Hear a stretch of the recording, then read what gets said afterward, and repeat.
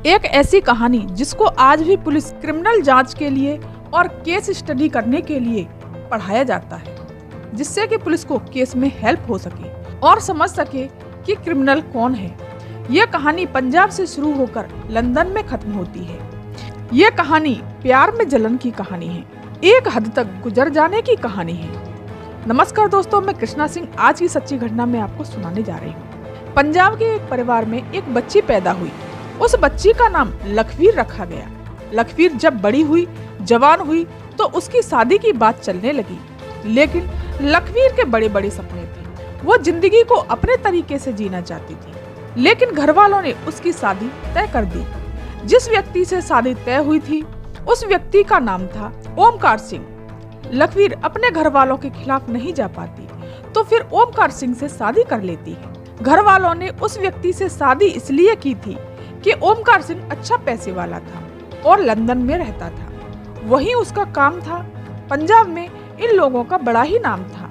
इनके सभी रिश्तेदार लंदन में, कोई कनाडा में, कोई यूएस में थे। लखवीर शादी के बाद ओमकार सिंह के साथ लंदन चली गई। वहीं उसकी नौकरी थी। सब कुछ ठीक ठाक चल रहा था। ठीक ठाक उसके पास पैसा था, किसी भी बात की कोई कमी नहीं थी। धीरे धीरे वक्त बीत रहा था। लखवीर और ओमकार के 3 बच्चे हुए। लेकिन लखवीर के अंदर एक ऐसा अफसोस था। वो ऐसी जिंदगी नहीं चाहती थी।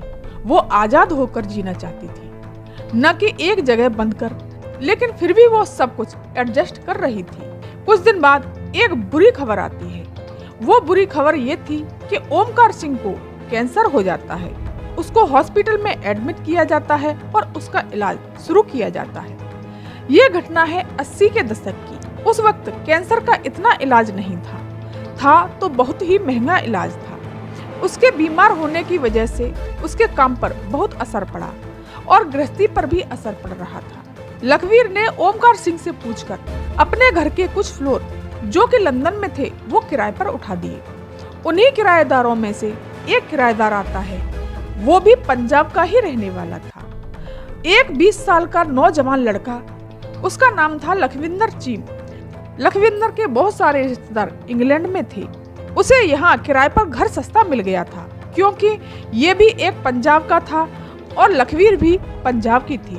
ओमकार सिंह लखवीर का पति अस्पताल में होता है। उसका इलाज चल रहा था। लखवीर इसके बाद बहुत बोर होने लगी थी। पति के लिए हॉस्पिटल के बार बार चक्कर काटती थी और इधर बच्चों की जिम्मेदारियों से परेशान हो गई थी। वो सोचती है कि ये जिंदगी मैंने नहीं सोची थी। धीरे धीरे लखवीर लखविंदर से बात करने लगी। बात करते करते उसकी दोस्ती हो जाती है और ये दोस्ती पता नहीं कब प्यार में बदल जाती है। लखवीर 3 बच्चों की माँ थी, फिर भी ऐसा करती है। अब लखवीर लखविंदर को पति का दर्जा देना शुरू कर देती है। वो उसके लिए कपड़े भी धोती है, खाना भी बनाती है, उसके सारे कमरे की सफाई करती है। उसका जो भी काम होता है वो सारा काम करती है और उसका हद से ज्यादा ख्याल रखती है।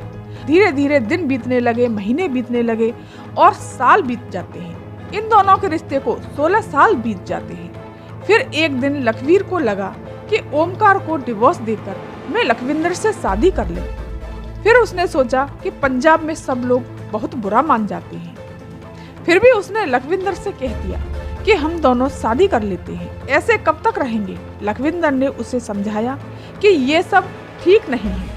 सोसाइटी क्या कहेगी और खानदान वाले क्या कहेंगे। फिर लखवीर सोचती है कि चलो कोई बात नहीं, कम से कम हम दोनों पास तो हैं। वो प्यार में एकदम अंधी हो गई थी। इन दोनों का प्यार 1993 से शुरू हुआ और 16 साल हो गए थे। 2018 नवंबर का महीना आ जाता है। लखविंदर की उम्र करीब 40 साल के लगभग हो जाती है। घर वाले उसकी शादी के लिए उससे बार बार कहते हैं कि बेटा शादी कर ले और उसके लिए लड़की देखना शुरू की गई। इसी दौरान घर वालों ने एक लड़की को बताया जो कि लंदन में ही रहती थी। वो लड़की से मिलने को तैयार हो गया। उस लड़की का नाम गुरजीत था।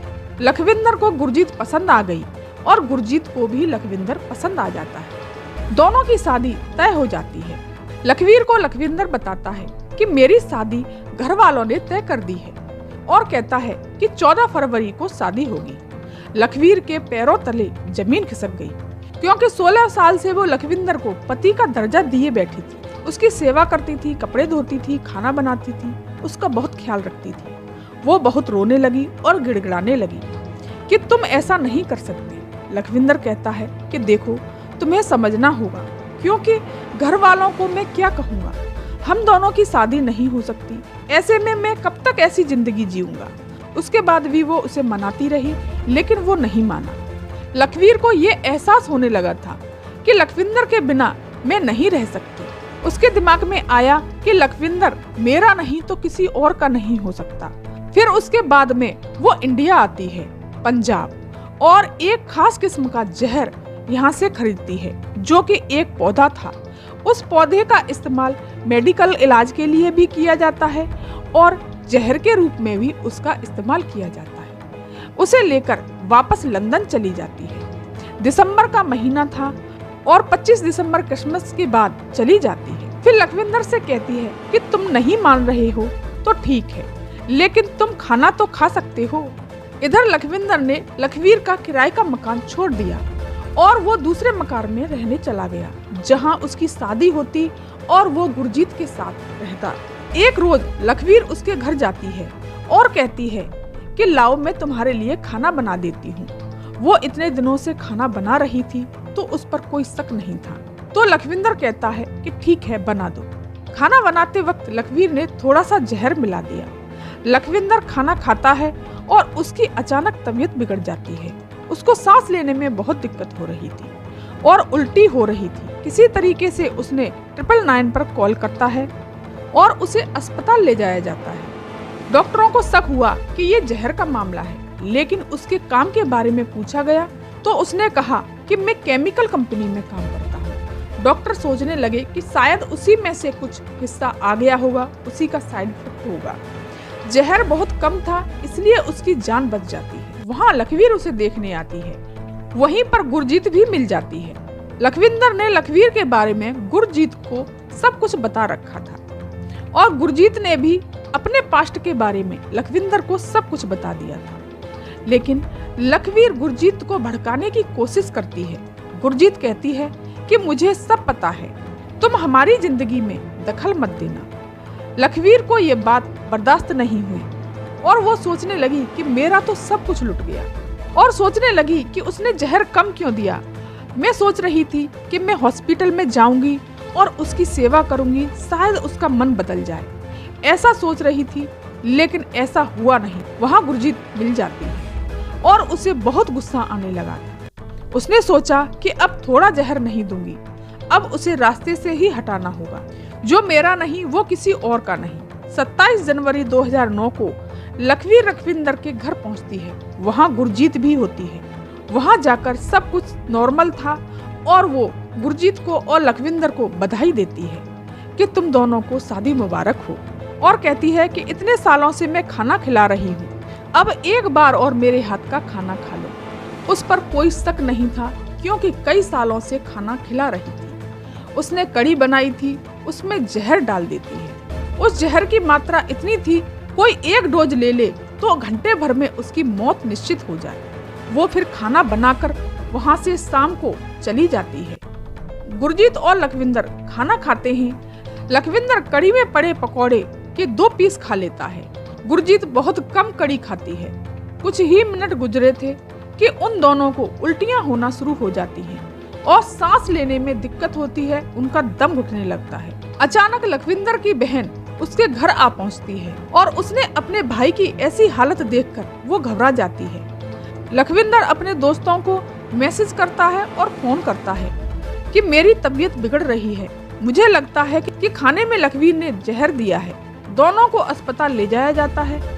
1-2 घंटे में लखविंदर की मौत हो गई, लेकिन गुरजीत ने कम खाया था, वो कोमा में चली गई। तब पुलिस ने जांच की। दोस्तों ने बताया कि लखविंदर ने मैसेज किए थे कि लखवीर ने खाने में जहर दिया है। लखवीर को गिरफ्तार किया जाता है और बात अदालत तक पहुंच गई। कोर्ट में बहस हुई कि लखवीर को कैसे मुजरिम मान सकते हैं और इसके खिलाफ आपके पास क्या सबूत है कि इसी ने कड़ी में जहर मिलाया था। इस बात का कोई सबूत नहीं है। और कहा कि ये जहर कहां से लंदन आ पहुंचा, कौन लेकर आया इसे। यही जहर लखविंदर और गुरदीप को दिया गया है कैसे साबित होगा, ये साबित कीजिए। पुलिस तफ्तीश में लग जाती है। लखवीर के बारे में पता किया तो पता चला कि लखवीर दिसंबर के महीने में इंडिया मतलब पंजाब गई थी। पुलिस लखवीर के घर पहुंच गई। जब घर की तलाशी ली गई तो लखवीर की जींस से जहर की और मात्रा मिली, जो काफी बड़ा सबूत था।